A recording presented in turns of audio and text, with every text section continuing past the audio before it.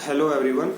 इस वीडियो में बताऊंगा कि कोर्ट कंज्यूमर प्रोटेक्शन एक्ट में जब हम कंज्यूमर कोर्ट में कंप्लेंट फाइल करते हैं तो किस क्रोनोलॉजिकल ऑर्डर में होने चाहिए, इंडेक्स के बाद जो है किस क्रोनोलॉजिकल ऑर्डर में डॉक्यूमेंट्स वगैरह हमारे होने चाहिए तो हमारी फाइलिंग जो है हो पाएगी वहाँ पे। सबसे पहले आपके पास इंडेक्स के बाद जो है आपका आता है वो list of dates and events आता है।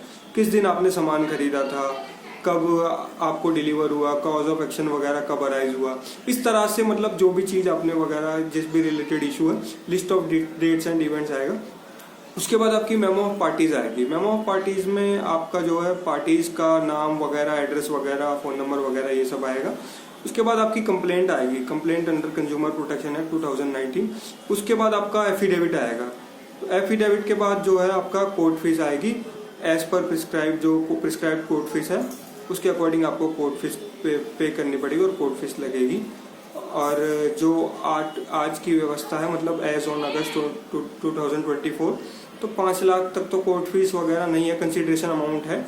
और अगर उसके ज़्यादा हुआ कंसिडरेशन अमाउंट 5 लाख से ज़्यादा तो आपको कोर्ट फीस का भी लगाना पड़ेगा। उसके बाद आपको जो है सपोर्टिंग डॉक्यूमेंट्स में आप एज ए एनेक्सर चीज़ें अटैच कर सकते हैं, बिल वगैरह की कॉपी वगैरह, बिल हो गया, ठीक है, आपने जो बिल हो गया मतलब रिसिप्ट हो गया, कोई आपने जब ऑर्डर वगैरह प्लेस किया था, ईमेल वगैरह हो गया, कोई उसको लीगल नोटिस वगैरह से सेंड किया था, ये सपोर्टिंग डॉक्यूमेंट्स आएगी।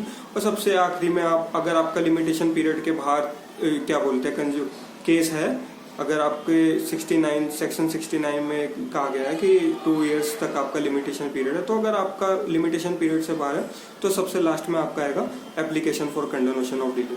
तो आपका इस क्रोनोलॉजिकल ऑर्डर में रहेगा आपका सब कुछ।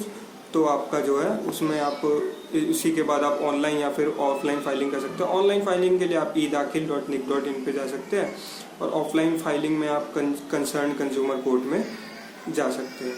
तो सबसे पहले मैंने आपको इंडेक्स के बाद बताया था list of dates and event, फिर मेमो ऑफ पार्टीज, फिर कंप्लेंट, फिर एफिडेविट, फिर कोर्ट फीस, फिर सपोर्टिंग डॉक्यूमेंट, फिर application for condonation of delay if outside the limitation period. Thank you everyone.